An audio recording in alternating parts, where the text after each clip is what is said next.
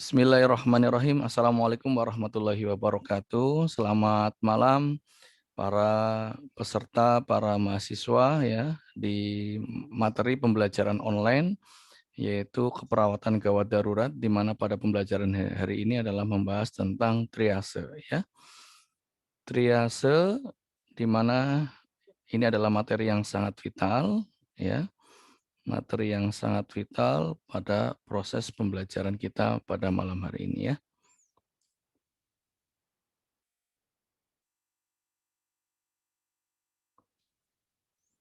Baik. Ya, baik adik-adikku semua ya, para mahasiswa.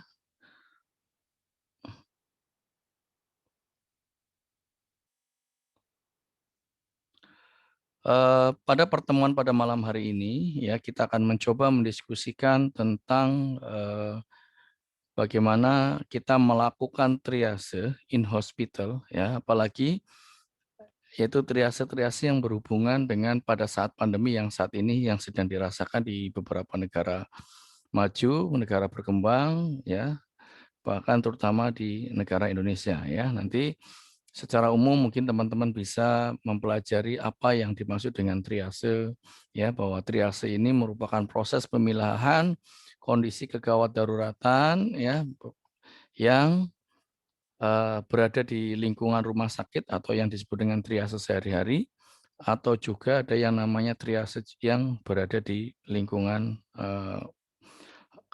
bencana ya. Oke. Manajemen update triase ya, materi ini pernah kami sampaikan juga di seminar keperawatan ya, dan kami akan sampaikan juga ke peserta pada malam hari ini ya.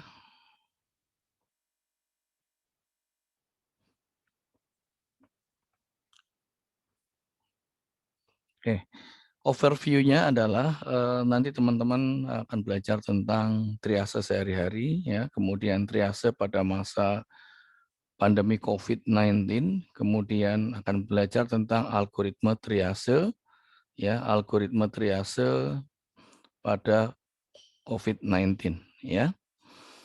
Nah, di sini ya ada data ya bahwa menurut WHO ya, menurut WHO kasus COVID atau coronavirus disease ini ya, ini kalau menurut data yang kami tampilkan pada akhir tahun 2020 ya, mungkin sekitar bulan Februari saat ini pasti sudah terjadi perubahan angka ya secara pasti ya. Ini kami sampaikan di tahun 2020. Ini menurut data WHO memang nilainya cukup tinggi ya, sekitar hampir 32 juta ya, 32.429.000 ya pada kasus-kasus yang terkonfirmasi. Nah, kemudian yang meninggal hampir sekitar 985.000. Nah, negara-negara yang maju atau negara yang berkembang ya, contohnya di Amerika, kemudian Southeast Asia ya, Asia Selatan dan Timur, kemudian Europe dan negara-negara Eastern Mediterranean ya, Afrika.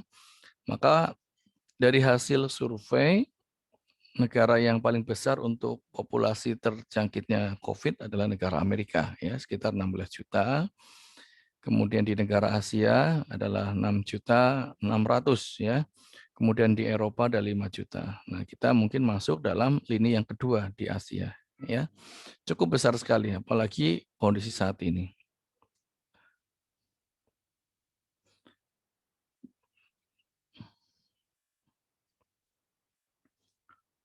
Nah, selanjutnya bagaimana kondisi di negara Indonesia ya?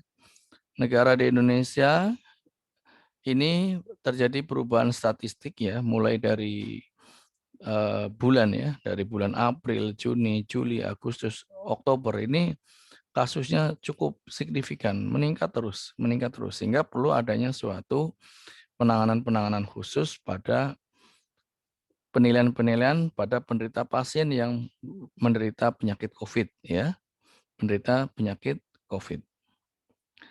Nah, dilaporkan juga pada kasusnya di Indonesia itu sekitar 1.120 ya.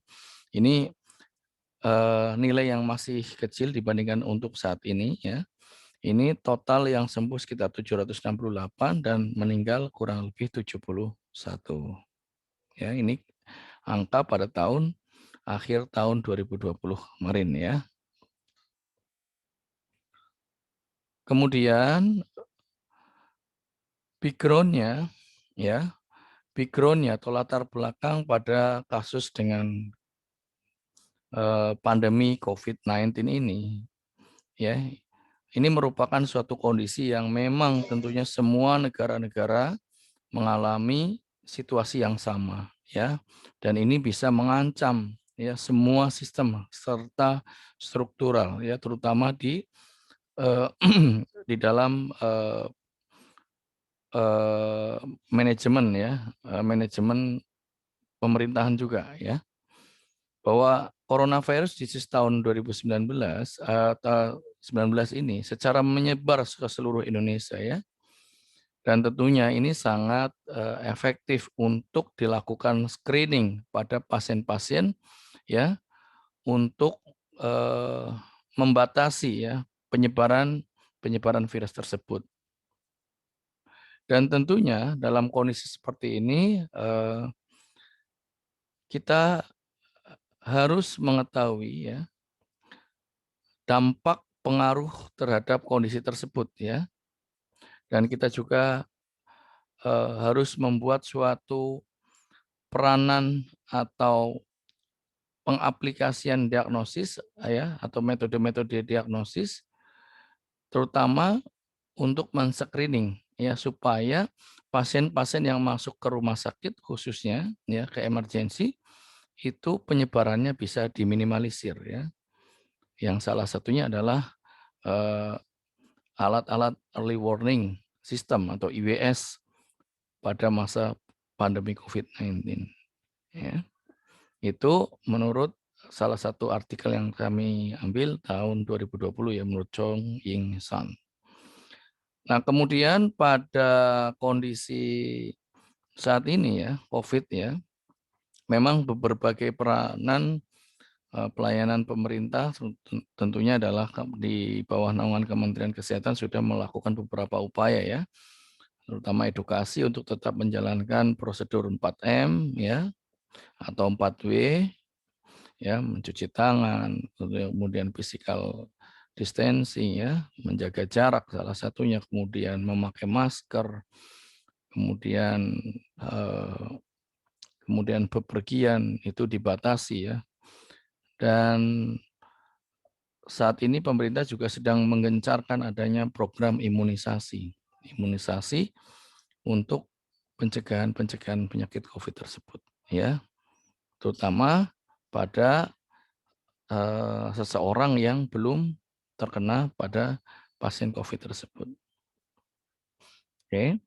Nah, apa sih yang dimaksud dengan COVID-19 ini? Ya, adalah suatu infeksi disease yang disebabkan oleh sebuah gambaran baru ya, gambaran baru suatu virus yang disebut dengan corona ya, di mana corona ini adalah mengenai pada saluran sistem pernafasan ya, saluran sistem pernafasan. Nah, teman-teman, kalau Anda lihat gejala-gejalanya mungkin teman-teman sudah sangat tahu ya, walaupun ada beberapa orang yang tidak terlihat ya adanya suatu gejala atau yang disebut dengan OTG ya, orang tanpa gejala. Namun yang jelas suatu pemeriksaan dikatakan terkonfirmasi itu adalah ketika seseorang sudah melakukan yang namanya PCR swab ya, di mana nilai akurasinya paling tinggi. Oke, Anda bisa lihat sendiri gejala klinisnya ya. Itu ada kehilangan indera perasa atau penciuman, kemudian mata merah, kemudian kelelahan fisik ya, sakit perut dan diare, kemudian kelelahan mental, bahkan kehilangan nafsu makan. Nah, sampai saat ini memang belum ada obat yang efektif terhadap penanganan pada kasus ini ya. Walaupun mungkin upaya pemerintah lah sudah melakukan tindakan yaitu yang disebut dengan pemberian vaksin ya. Tetapi yang paling efektif adalah pencegahan ya. Pencegahan terhadap setiap masing-masing individu atau masyarakat untuk bisa membiasakan kebiasaan yang sehat ya, supaya tidak terjadi atau terpapar terhadap COVID ini. Oke, ini juga ya tanda dan gejalanya ya sama.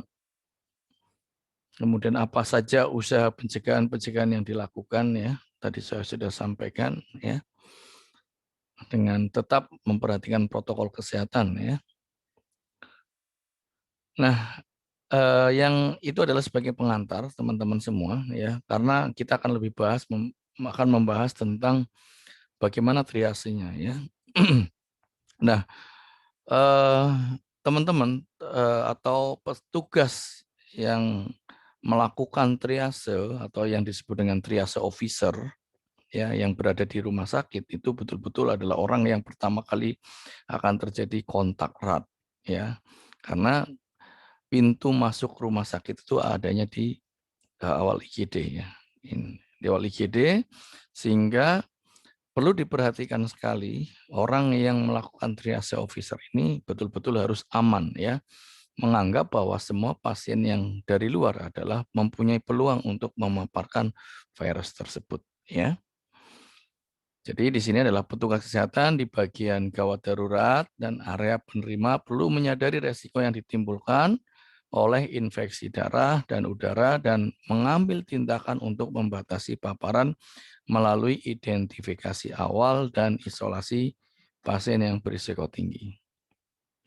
Kemudian selanjutnya adalah inti pentingnya adalah mengidentifikasi dan mengisolasi pasien dengan infeksi yang sangat menular ya. Contohnya adalah tuberkulosis, virus corona ya atau penyakit-penyakit akut pada pneumonia ya yang memang itu semua masih suspek ya jika memang gejalanya sama. Nah, tentunya hal ini akan sangat dibutuhkan sekali bagaimana cara melakukan triase yang benar pada masa pandemi ya. Jadi materi ini memang saya kaitkan dengan kondisi saat ini ya. Mungkin teman-teman nanti akan bisa belajar bagaimana triase secara umum di rumah sakit pada pasien-pasien dengan trauma juga ya. Trauma juga. Oke. Nah, bagaimana definisi triase ya menurut ESI ya, Emergency Severity Index tahun 2020 adalah triase merupakan tingkatan klasifikasi pasien berdasarkan penyakit, keparahan, prognosis, dan ketersediaannya sumber daya manusia. Jadi memang ini adalah upaya yang harus dilakukan untuk memprioritaskan ya mana yang harus dilakukan pertolongan terlebih dahulu. Oke. Kemudian metode ini sangat tepat untuk menilai keparahan kondisi ya. Metode ini sangat tepat ya untuk menilai keparahan kondisi. Kemudian bisa digunakan untuk menetapkan prioritas mana yang harus dilakukan pertolongan terlebih dahulu dan kira-kiranya sebagai mengantisipasi ancaman paparan ya terutama nanti petugas-petugasnya pun ketika sudah disuspekkan atau tidak disuspekkan maka petugas pun harus menggunakan standar APD yang sesuai ya. Dan terutama pada saat memindahkan pasien ke tempat yang paling tepat untuk perawatan. Jadi nanti harus dilakukan screening terlebih dahulu. Baik, teman-teman atau peserta ya atau mahasiswa semua. Jadi untuk triase di rumah sakit ini adalah pemilihan penderita berdasarkan dari tingkat kegawatan. Nah, jadi bagaimana atau alasan dasar teman-teman melakukan triase berdasarkan dari tingkat urgensinya, ya, yaitu berdasarkan masalah primary survey, yaitu ada masalah airway, masalah breathing, dan masalah sirkulasi. Nah, kemudian penderita yang paling gawat merupakan prioritas pertama. Ya, tolong dicatat bahwa pasien yang dilakukan triase di rumah sakit dalam kondisi bukan KLB ya adalah yang mendapatkan pertolongan prioritas paling tinggi adalah pasien yang mengancam nyawa berdasarkan dari urutan A, B, C-nya. Ya, tapi kalau ketika sudah kondisi KLB, kondisi luar biasa, di mana rumah sakit itu tidak mampu untuk melakukan pertolongan, maka prioritasnya akan berbeda. Maka yang diprioritaskan adalah yang mempunyai tingkat harapan hidupnya paling banyak. Itu ya, teman-teman. Nah, beda dengan triase bencana. Nah, kalau triase bencana adalah prioritas pertama yang paling tinggi harapan hidupnya. Ini hijau ya. Kalau tadi berarti merah ya. Kalau dalam label pewarnaan itu merah. Nah, kalau hijau berarti orang yang masih mampu untuk melakukan ya walking the area. Jadi masih mampu untuk berjalan. Nanti teman-teman silakan lihat bagaimana cara melakukan triase bencana ya dengan kriteria-kriteria tertentu untuk menentukan klasifikasi merah, kuning, hijau atau hitam. Nah, kalau triase di UGD adalah prioritas pertama adalah yang paling gawat ya. Jadi ini key point juga teman-teman tolong dipahami ya. Pak, apakah boleh pasien yang dengan kondisi yang baik masuk ke UGD? Ya, di sini petugas triase hanya menilai kondisi pasien, ya, tidak melakukan suatu intervensi atau tindakan-tindakan yang berhubungan dengan life saving, namun di sini hanya menilai, oh ini merah, ini kuning, ini hijau. Jadi hanya melakukan tagging saja, ya, tagging. Nah, terkait nanti hasil triasenya bagaimana, maka tergantung dari dokter atau perawat yang sesuai zonanya, ya. Baik. Kemudian untuk kategori triase, teman-teman ya, nanti ada berbagai macam atau sumber ya. Ada ESI, ada Australian triase ya, ada Triangle triase. Ini sangat tergantung dari penganut rumah sakit mau dipakai yang mana ya. Ini adalah kategori triase, ada kategori 1 yaitu resusitasi ya, di mana contoh pada pasien-pasien yang memang memiliki tingkat kegawatannya paling tinggi ya. Contohnya adalah heart attack, serangan jantung atau major car accident atau kecelakaan ya dengan cedera kepala berat atau multiple trauma. Nah, ini masuknya di triase skala 1 ya, resusitasi ya. Kalau di rumah sakit kami namanya zona resusitasi atau zona biru yang paling tinggi ya. Ini 0 menit waktunya.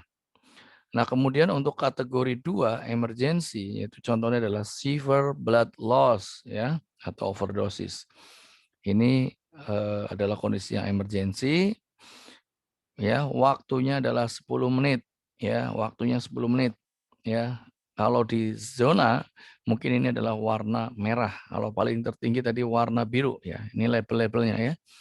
Kemudian ada kategori 3 urgent eh, kategori ketiga, contohnya adalah head injury ya, conscious. Jadi kondisi yang masih sadar ya. Kemudian breathing, gangguan pernafasan, ya, difficult breathing atau kesulitan bernafas atau kasus infeksi ya. Ini waktunya adalah 30 menit ya.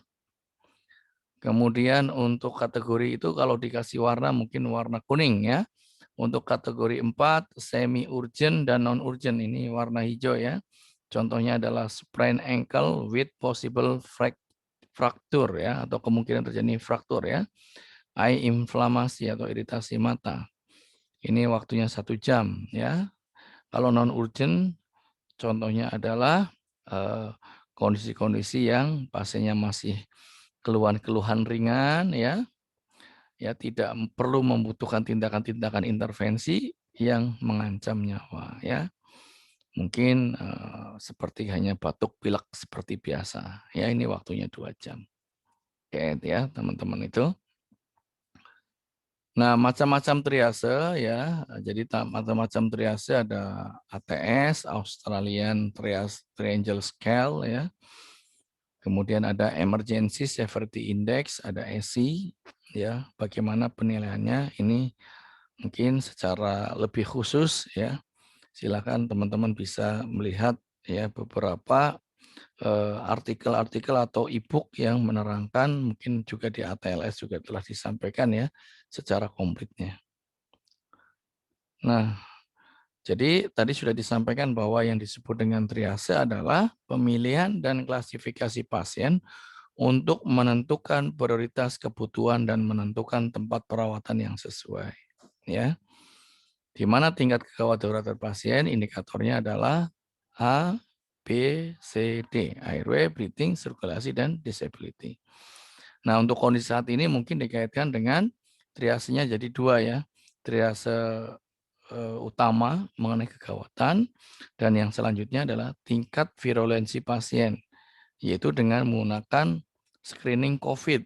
Ya, jadi setiap UGD triase idealnya ada triase umum, ada triase untuk screening COVID, ya, atau yang disebut dengan IWS. Nah, IWS screening COVID-19 ya, ini deteksi dini pada pasien yang dicurigai COVID-19. Ini menjadi masalah ya. Dan ini masih menjadi problematika ya. Kenapa? Beberapa keluarga pasien merasa mungkin dirinya sehat, tidak terkonfirmasi ya. Namun berdasarkan instrumen ya, pasiennya mengarah ke suspek ya. Karena ada 5 checklist ya yang harus diisi. Yang pertama adalah apakah orang tersebut tinggal dalam suatu wilayah pandemi.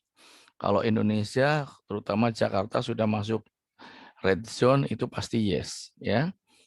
Yang kedua, mungkin adanya keluhan sesak nafas ya. Adanya keluhan sesak nafas. Nah, kalau adanya keluhan sesak nafas berarti sudah mengarah ke suspek. Ditambah lagi keluhan adanya peningkatan suhu 38 ya, 38 derajat Celcius ya, 38 derajat Celcius. 38 derajat atau riwayat demam ya, atau riwayat demam. Apalagi katanya, apakah ada riwayat sakit tenggorokan? Nah, sakit tenggorokan ini ya. Jadi ketika ada 2 kriteria ya, maka seseorang itu masuk ke arah suspek, dan kondisi tersebut harus dilakukan yang namanya screening COVID dulu ya. Walaupun nanti endingnya adalah harus dilakukan pemeriksaan PCR ya, untuk memisahkan ini infeksi atau non infeksi. Nah, kemudian IWS screening COVID-19 ini memungkinkan tenaga kesehatan untuk mendeteksi lebih cepat dan relatif lebih akurat pada pasien yang dicurigai. Ya, jadi sampaikan kepada keluarga pasien, sampaikan kepada pasien bahwa petugas jauh lebih berhati-hati untuk mengkategorikan atau mengklasifikasikan atau memisahkan pasien tersebut dari zona yang clean, zona yang biasa.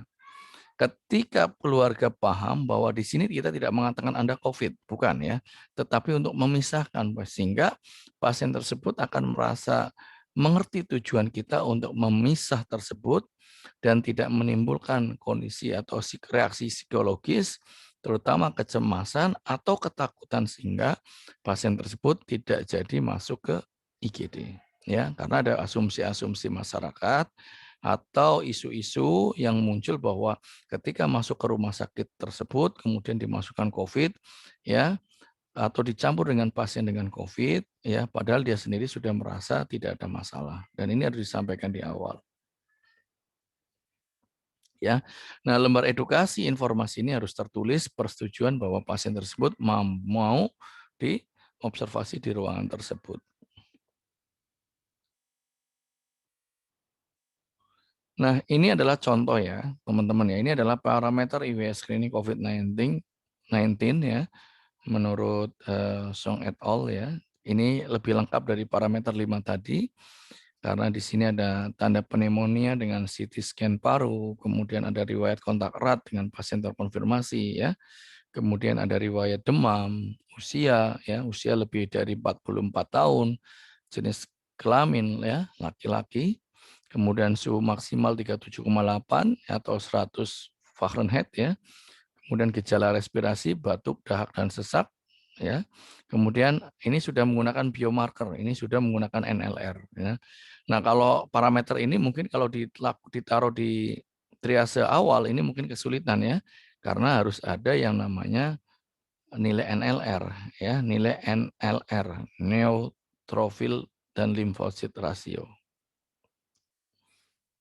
Dan pasien yang dicurigai COVID-19 ini apabila nilai skornya lebih dari 10, ya. Kalau udah lebih dari 10, poin antara poin 1 dan 2 aja udah positif. Ya, artinya memang sudah mengarah. Ya, apalagi kalau hasil CT scan-nya menggambarkan GGO, ya. Hasil scan ada gambaran infiltrat atau pneumonia. Ini kuat untuk mengindikasi ke sana. Oke. Nah, ini yang tadi saya katakan, ini mungkin cocok, ya, cocok untuk dilakukan untuk triase awal, ya. Kalau memang pasien-pasien tersebut dicurigai di COVID, karena keluhannya hanya riwayat kontak, riwayat perjalanan, demam, sesak nafas, ya, kemudian sakit tenggorokan atau hidung tersumbat, ya. 2 dari 5 tersebut maka kategorinya bisa masuk suspek, ya, sehingga masuk triasenya adalah triase binere, ya, dan atau binere itu istilahnya adalah triase suspek COVID atau suspek infeksi, ya, karena tidak hanya cukup hanya dengan kasus dengan binere saja, tetapi untuk kasus-kasus yang semisal TB paru atau kasus-kasus pneumonia pun sama harus dilakukan evaluasi. Nah, teman-teman ini ya bisa dilihat, ya, bisa dilihat bersama. Ini adalah alur, ya, alur algoritma yang bisa kita pelajari bersama, ya. Ini panduan dari HIPGABI yang tentunya sudah melalui perumusan, ya. HIPGABI ini sangat merekomendasikan dengan pemisahan alur pelayanan dan ruangan antara pasien dengan keluhan ISPA dan non-ISPA. Nah, ya, Anda lihat di situ, ya. Ini contoh di situ ini pasien tiba ke UGD, ya. Maka kaji keluhan ISPA dan riwayat kontak dan perjalanan dengan menggunakan checklist tadi. Kemudian akan dilakukan triase primer, terutama APD level 2, ya. Nih, maka petugas triase diwajibkan untuk menggunakan APD level 2. Nah, level 2 di situ dituliskan apa? Baju kerja, penutup kepala, sarung tangan, apron atau gaun, ya. Kemudian masker bedah, ya.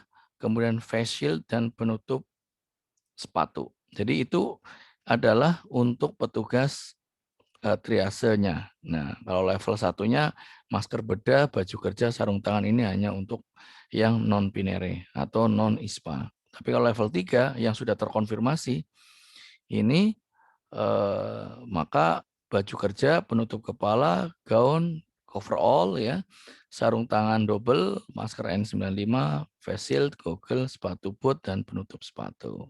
Itu untuk penggunaan APD-nya. Ya, jadi triase primer di sini menilai secara cepat, ya, dengan checklist tadi. Jika memang dari kondisi tersebut tidak ada, maka pasien masuk ke IGD non ISPA atau non binere atau non COVID. Nah, tetapi kalau memang ada salah satu keluhan ISPA, maka pasiennya masuk ke IGD ISPA, ya. IGD ISPA, lakukan triase sesuai protokol Fasiankes dan IWS screening. Ini pasiennya masih menggunakan triase sekunder dengan menggunakan APD level 2, ya. Kemudian kalau keluhan-keluhan lain misalkan tidak ada, tetapi ada riwayat perjalanan positif ya, maka pasien tersebut bisa diarahkan untuk ke polispa ya. Di sana akan lebih tidak terlalu detail ya. Di sana nanti akan dilakukan screening dan treatment sesuai protokol COVID-19 dari Fasiankes. Nah, lanjut lagi ya.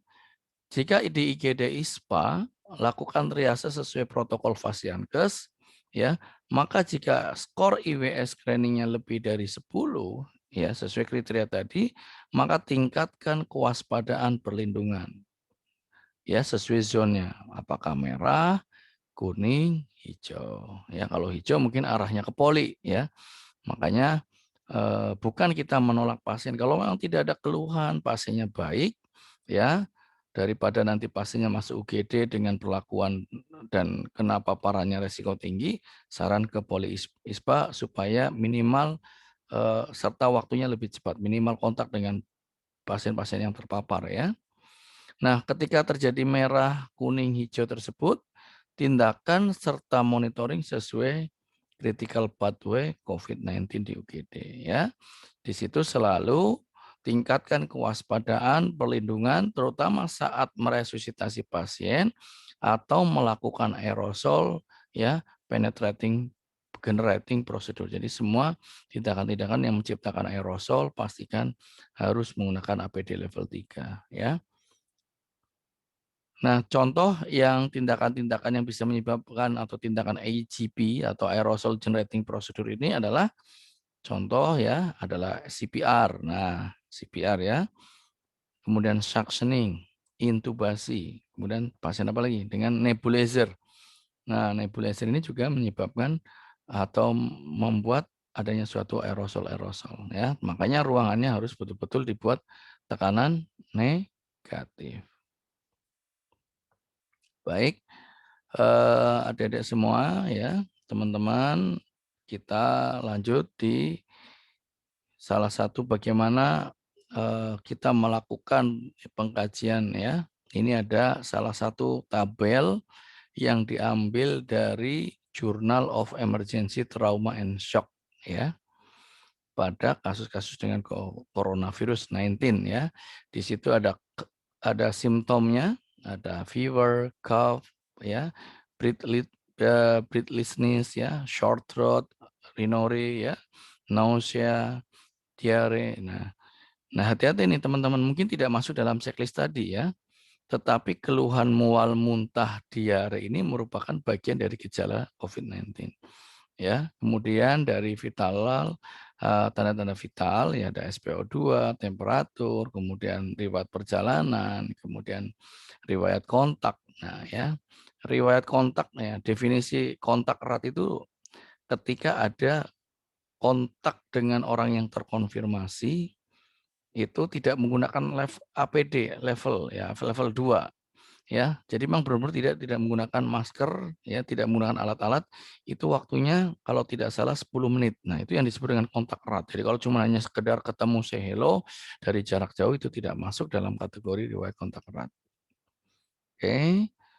Ya, kemudian apalagi ini ada riwayat komorbid ya, penyakit-penyakit yang menyertai ya hipertensi, kolesterol ya, diabetes, kemudian asma, pneumonia. Nah, ini merupakan komorbid-komorbid. Nah, decision-nya apakah perlu isolasi atau di karantina ya. Kalau dia sudah tidak ada keluhan ya, kemudian tidak ada gejala tetapi terkonfirmasi positif ya mungkin baiknya tidak masuk ke pelayanan UGD ya, karena nanti khawatirnya bisa menyebarkan pasien-pasien lain dan petugasnya sehingga bisa dikarantina ya. Kemudian jika ada keluhan tentunya ya contoh saja kayak di rumah sakit RSCC itu, di rumah sakit di daerah Kemayoran ya, rumah sakit pandemi ya, maka di sana awalnya dibuat yang tanpa gejala ya, jadi memang yang terkonfirmasi. Tapi sesuai dengan perkembangan di sana sudah ada semua dokter spesialis sehingga bisa merawat pasien yang bisa dilakukan tanpa ada perawatan kritis ya di sana. Rumah sakit bencana ya, rumah sakit bencana ya, RSDC. Baik, ya, itu di dalam 2 step triase protokol emergensi ya. Di sana memang tentunya teman-teman harus bisa melihat ya bahwa kasus-kasus pandemi ini merupakan suatu yang kompleksitinya cukup tinggi, kewaspadaannya tinggi ya, karena sedang berperang melawan virus yang memang tidak kasat mata atau tidak terlihat di sini ya. Jadi di sana ada 2 jalan pasien untuk masuk ke IR ya, ke IR, kemudian maka harus dijelaskan ya, harus dijelaskan bagaimana saat melakukan transfer itu harus melaporkan terlebih dahulu supaya aman semua. Ya, jadi perlu disampaikan. Jadi kalau mau merujuk pasien itu harus disampaikan bahwa ini apakah statusnya terkonfirmasi, suspek atau memang tidak ada masalah di pandemi, ya. Terutama petugas-petugas SPGDT yang pada pertemuan sebelumnya kita sudah bahas yang namanya SPGDT, ya, maka harus sesuai alur ya, apalagi sekarang sudah ada Sisrut ya. Sisrut ini bisa digunakan sebagai media dalam berkomunikasi untuk mentransfer pasien. Sehingga dokter, perawat, kemudian petugas ruangan sudah menyiapkan sedemikian rupa sehingga pasien datang di situ tidak terasa cepat ya, kemudian IGD-nya juga sudah UGD khusus dan bisa masuk ke ruang perawatan sesuai dengan triase yang sudah dilakukan melalui sistem tadi perujukan yang benar ya. Baik, selanjutnya ini tidak jauh dengan tadi ya. Ini hanya versi Inggrisnya. Kalau tadi yang Fasiankes atau IPKB adalah versi Indonesianya. Nah, kemudian teman-teman ya, kalau kita ingin melihat ya suatu tata laksana yang lebih tepat pada kasus saat ini ya, maka SOP ya, triase pada SOP should be used in addition to and not a replacement to routine clinical triase already in place in healthcare facilities. Ya, materi ini saya ambil ini dari CDC tahun 2019. Silakan teman-teman kalau mau ambil versi originalnya sudah saya kasih linknya di situ. Jadi memang untuk triase untuk saat ini memiliki perbedaan peran ya di setiap fasilitas Fasiankes rumah sakit masing-masing dan ini harus dilakukan secara ketat, disiplin ya karena apa dampaknya kalau triase tidak disiplin atau tidak sesuai SOP maka ancaman terbesarnya adalah rumah sakit tersebut bisa lockdown ya petugasnya bisa terpapar semuanya. Kalau sudah terpapar, maka akan mempengaruhi nilai SDM dan kinerjanya, dan bisa rumah sakit itu antisipasinya adalah bisa kolab ya. Maka betul-betul harus dijaga ya. Teman-teman harus dikasih support ya, yang namanya imun, makanan yang bergizi, vitamin ya, kemudian diajarkan motivasi yang namanya hidup selalu bersyukur, positive thinking, berdoa. Ini adalah suatu usaha-usaha untuk tetap menjaga supaya tidak terpapar oleh COVID-19 ya. Mungkin teman-teman kalau yang sudah bekerja merasakan ya bagaimana bekerja dengan menggunakan APD level 2 atau level 3 itu Masya Allah ya luar biasa nikmatnya ya. Oke, ini adalah background-nya ya. Jadi coronavirus ini adalah suatu kondisi yang baru ya dan bisa mengenai pada saluran pernafasan termasuk juga pneumonia ya. Kemudian bisa ditransmisikan oleh virus ya melalui droplet respiratory, sneezing atau cough jadi bersin atau batuk ya. Tuh, itu jadi kemungkinan bisa terjadi paparan ya. Nah, untuk tanda-tandanya tadi sudah disampaikan juga adanya batuk, pilek, fatigue, malaise ya, short throat, difficult breathing atau kehilangan sensasi indera pengecap atau penciuman. Oke, ini saya sudah sampaikan. Saya ingin menyampaikan ada hal ya. Nah, di sini apa yang harus dilakukan? Nah, what patient can do? Apa yang harus dilakukan oleh pasien?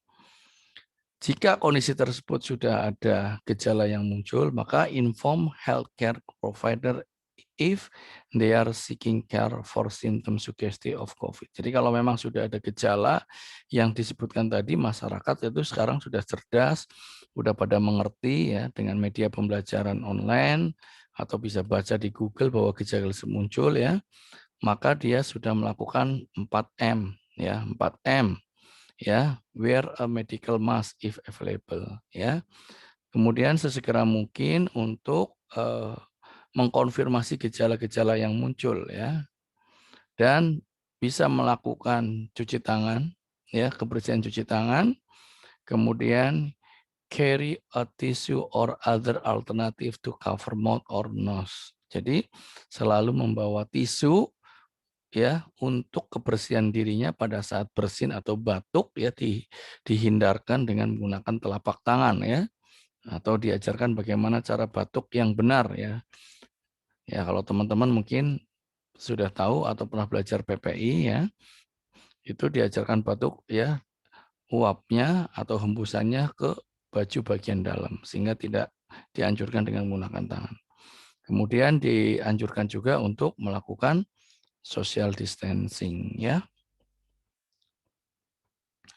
Nah, bagaimana kalau fasilitasnya ya? Kalau tadi adalah melihat dari pasiennya. Nah, untuk fasilitas ya, fasilitas ini maka harus ada komunikasi antara pasien sebelum datang ke rumah sakit. Ya, saya ingin sampaikan di pertemuan yang sebelumnya, pasien yang sudah terkonfirmasi tersebut maka harus melaporkan ke petugas SPGDT ya atau Sisrut. Ini status pasiennya apa? Ya, non COVID or COVID atau suspek ya, atau sudah terkonfirmasi. Tetapi ingat bahwa data tersebut jangan sampai mendelay yang berhubungan dengan kegawat daruratan. Contoh, pasien serangan jantung ya. Pasien serangan jantung waktu emasnya adalah 12 jam. Nah, karena harus menunggu swab segala macam sehingga mendelay semua tindakan padahal serangan jantung itu jauh lebih mengancam dibandingkan dengan status COVID-nya. Ya, karena sama-sama dua permasalahan yang harus ditangani. Makanya harus merujuk ke rumah sakit yang tepat, yang mendapatkan fasilitas isolasi dan terdapat dokter ya yang bisa melakukan tindakan contohnya tadi serangan jantung tersebut ya, atau pasien stroke. Nah, kalau pasien stroke ini kita juga bisa melihat golden hour-nya hanya sekitar 3,5 sampai 4 jam ya, maka harus segera dilakukan rujuk ya dengan cara cepat, tepat dan aman ya. Jadi di sini harus ada setup and equip triage ya. Jadi harus disetting ruangan, mendesain ya, harus dipisah ya. Kalau di rumah sakit kami ya di tempat kerja saya ini memang dari awal sudah dibuat tuh ya. Di depan ini adalah IGD untuk yang suspek COVID atau sudah terkonfirmasi. Kalau yang di dalam adalah yang sudah exclude atau sudah clean ya. Tentunya sudah melewati dari checklist-checklist yang banyak tadi ya. Kemudian set up a separate COVID ya waiting area. Jadi memang dibukin ya batasan-batasan ya. Kemudian dibuat petunjuk-petunjuk ya, misalkan kode kuning ini adalah untuk pasien-pasien COVID gitu ya. Dan semuanya harus tersampaikan kepada pasien atau pengunjung ya. Dan area pengunjung mungkin kalau dulu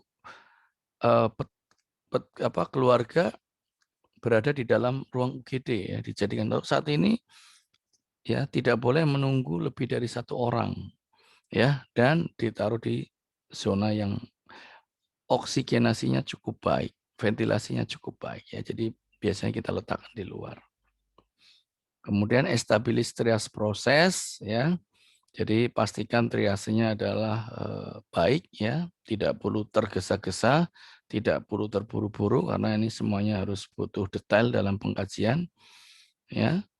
Kemudian apalagi train staff on infection prevention and control measure including proper use of personal protective equipment. Jadi memang di situ sudah disampaikan bahwa petugas trias harus mempunyai ya kebiasaan yang baik untuk pencegahan infeksi dan mengukur tingkat kontrolnya secara personal ya, terutama penggunaan alatnya tadi ya, ada menggunakan APD level 2. Itu harus sadar diri, jadi nggak perlu diingatkan. Oke, kemudian communicate with patient before the arrive ya. Jadi selalu menyampaikan ke petugas rumah sakit apabila memang pasiennya mau datang ke tempat rujukan ya. Dan tentunya ini harus sudah melalui proses ya konsultasi, pengiriman data sehingga tidak salah alamat ya dari awal.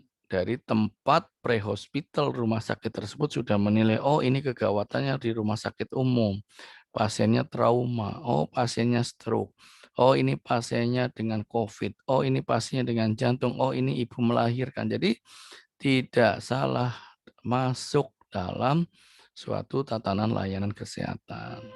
Oke. Selanjutnya apalagi ya? Oke ya, jadi itu. Jadi teman-teman di sini nanti bisa menggunakan fasilitas ya yang ada. Contohnya adalah di telemedicine ada telepon, kemudian audio video ya, audio video ya, virtual conference, kemudian kirim messenger ya. Misalkan dengan menggunakan aplikasi WhatsApp, silahkan ya, atau email atau aplikasi yang sudah direncanakan.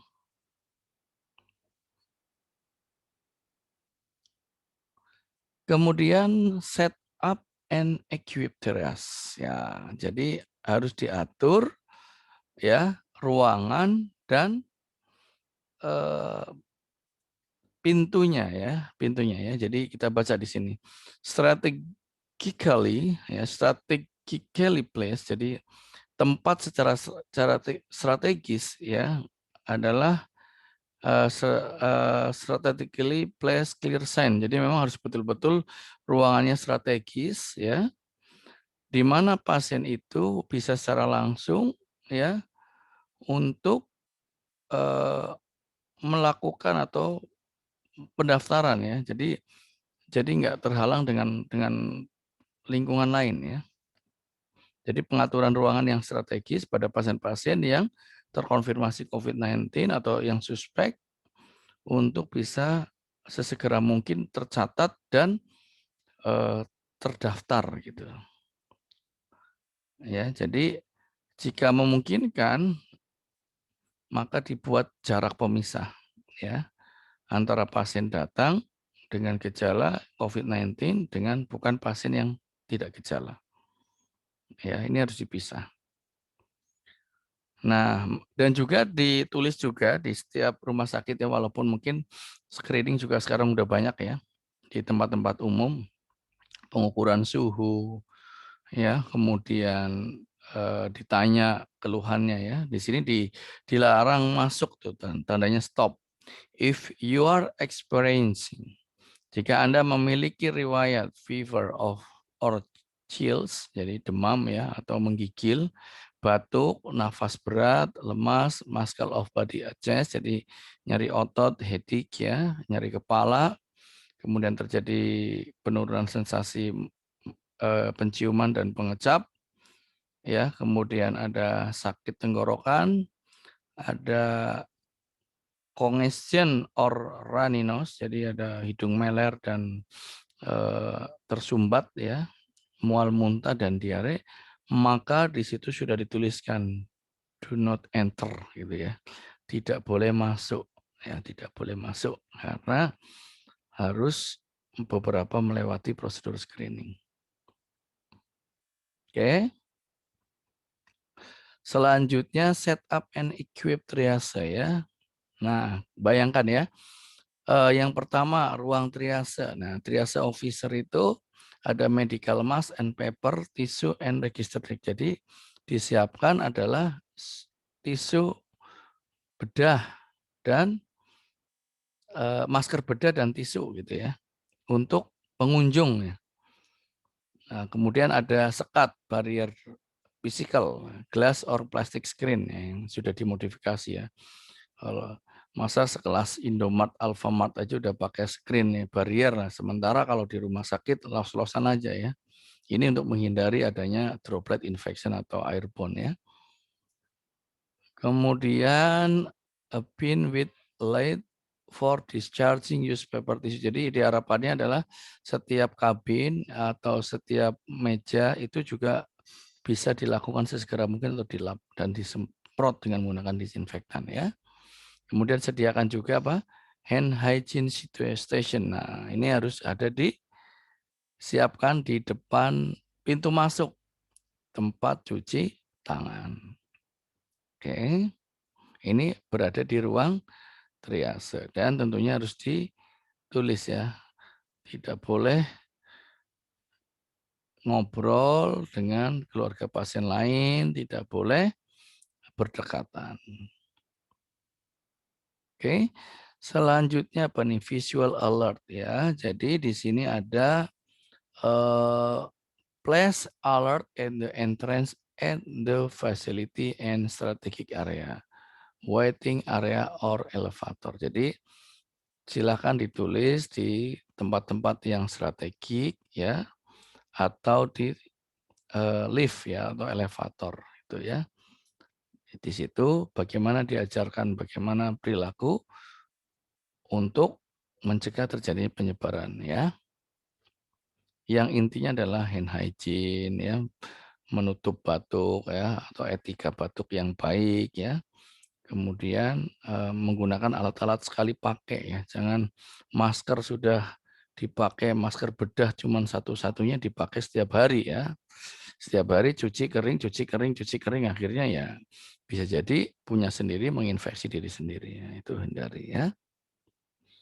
Kemudian setup separat whiting ya. Tadi saya sudah katakan bahwa paling tidak 1 meter untuk mencegah kontaminasi menggunakan screen protector ya, screen protector ya untuk mencegah penyebaran. Nah, untuk triase proses ya, triase proses assign dedicate clinical staff ya, physician or nurses. Jadi seorang triase officer bisa dilakukan oleh dokter atau perawat ya. Kemudian ada petugas administrasi dan use a standard triage flow algorithm based on epidemiologic scenario. Jadi memang harus menggunakan standar. Nah, untuk di tahun kemarin dan tahun ini memang proses pembelajaran kita triasenya lebih fokus ke pandemi COVID ya dibandingkan dengan triase-triase umum.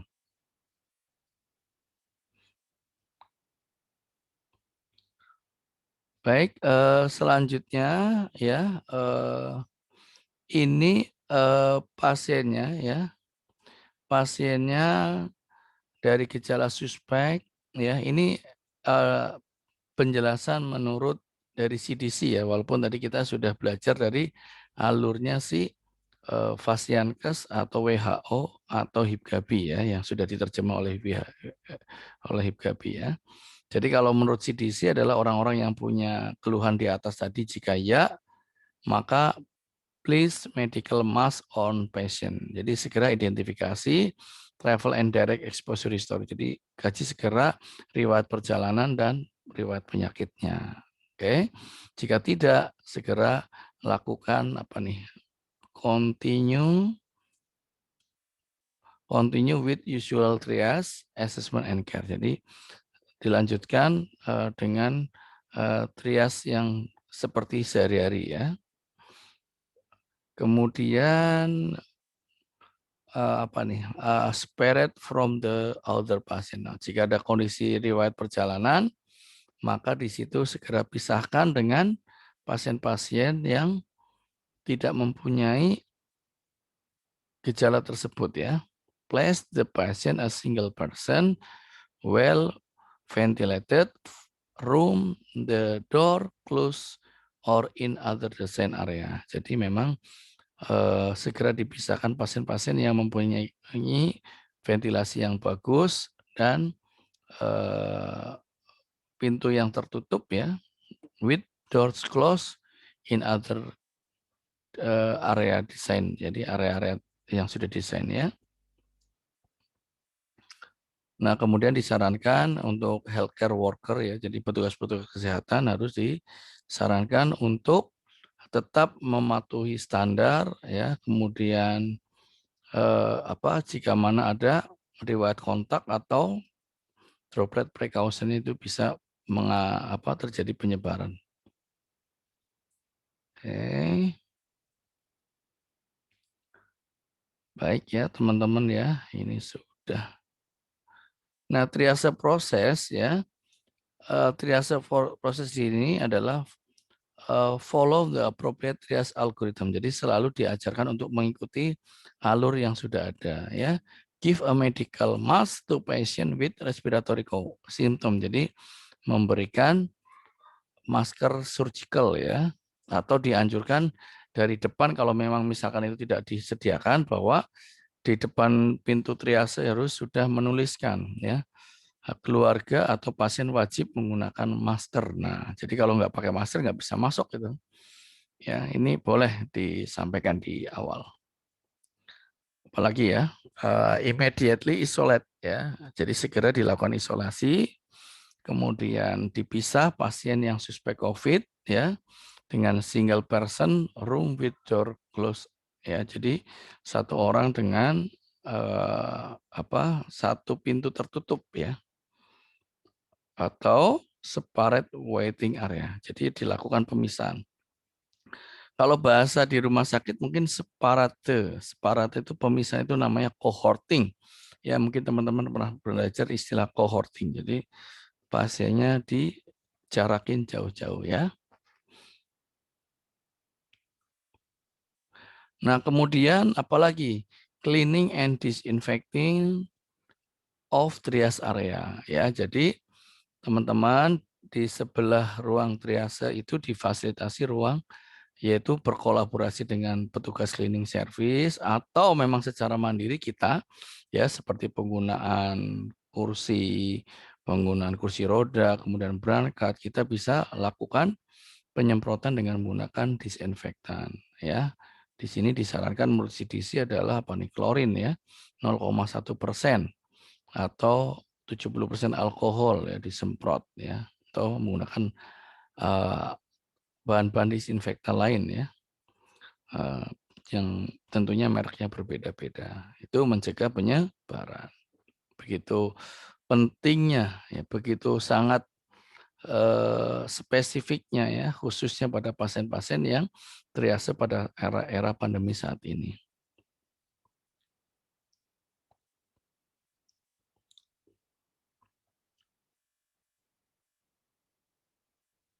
Oke, ya. Selanjutnya adalah tetap untuk menggunakan standar precaution ya. Ini ada istilah stay home if develop fever ya. Jadi tetap di rumah jika ada gejala demam atau gejala curiga COVID ya, observasi secara mandiri. Ya, kalau memang ada gejalanya memberat ya harus dilakukan pertolongan dan dibawa ke rumah sakit ya. Ini adalah personal protective equipment ya, teman-teman. Bisa dengan menggunakan apa nih? Face shield ya, Google atau medical mask ya. Atau jika keterbatasan tidak fasilitas mungkin memadai, bisa dilakukan dengan pemasangan glass or plastic barrier ya. Jadi semacam mencegah penyebaran dropletnya. Oke, ini adalah contoh-contohnya ya, APD level 2 ya. Oke, ini hanya bagaimana cara cara menggunakan handscoon dan face shield ya. Ini sudah mungkin teman-teman sudah paham ya. bagaimana cara memasang handscoon, memakai face shield dan masker ya, terutama membiasakan cuci tangan sebelum dan setelah ya. Baik, baik. Nah, yang paling penting di sini ya, teman-teman, kita lihat ya. Kita lihat adalah desain bagaimana triase di komunitas. Nah, kalau triase di komunitas tentunya ya kejadiannya massal dan kemudian akan terjadi kondisi yang di luar dugaan, jumlah pasiennya bisa meningkat, maka pasien atau fasilitas layanan kesehatan yang mungkin juga kita lihat di beberapa rumah sakit ini menyediakan tenda-tenda ya untuk pasien-pasien yang dicurigai COVID-19 yang ditaruh di depan rumah sakit atau UGD ya. Tujuannya di sini apa? Yang tadi adalah meluaskan area, memperlebar area supaya pasiennya tidak saling berdekatan, bersinggungan ya dengan pasien-pasien yang lain. Kalau ditaruh di UGD semua itu pasti akan numpuk ya, apalagi sulit untuk memodifikasi ruangan-ruangan yang sudah ada atau bangunan ya. Kalau ini adalah sifatnya urgent saja. Dan pasien-pasien yang dilakukan di pemisahan di zona eksternal tersebut dengan menggunakan tenda adalah yang memang secara klinis baik ya. Tapi kalau yang masih membutuhkan oksigen, membutuhkan alat-alat HNFC ya, high frekuensi nasal kanul ya, kemudian alat-alat monitor. Nah, itu tentunya harus masuk di IGD yang mempunyai fasilitas tersebut ya. Nah, jadi eh, tenda-tenda yang sudah disiapkan oleh eh, Badan Pelayanan Kesehatan ini hanya untuk mengantisipasi kalau seandainya terjadi jumlah pasien yang meningkat, ya, ruangan yang terbatas, ya, kemudian untuk kondisi-kondisi pasien yang stabil. Oke, baik. Ini adalah akhir dari materi Trias in COVID, ya. Silakan untuk selebihnya teman-teman bisa menjaga kesehatannya masing-masing, ya. Bisa dengan cara yang paling penting adalah selalu positive thinking, ya dengan cara menjaga iman, aman, dan imun, sehingga para tenaga kesehatan senantiasa diberikan pelindungan, dan kita semua dijauhkan dari pandemi, ya. Dan buat teman-teman yang sedang sakit tentunya tetap semangat ya, karena penyintas COVID tidak seperti yang terlihat ya membahayakan sekali, dan tingkat survive-nya sangat tinggi apabila pasien tersebut ya mempunyai daya imunitas yang baik ya. Makanya untuk meningkatkan imunitas yang baik ya salah satunya dengan iman, aman, imun, dan selalu berpositif thinking, dan kita senantiasa doakan untuk teman-teman kita yang sedang sakit pula ya. Baik, itu untuk pertemuan kita pada kesempatan materi yaitu pada triase ya, triase in hospital atau triase in emergency in pandemi COVID-19. Terima kasih. Jika ada pertanyaan, silakan ya.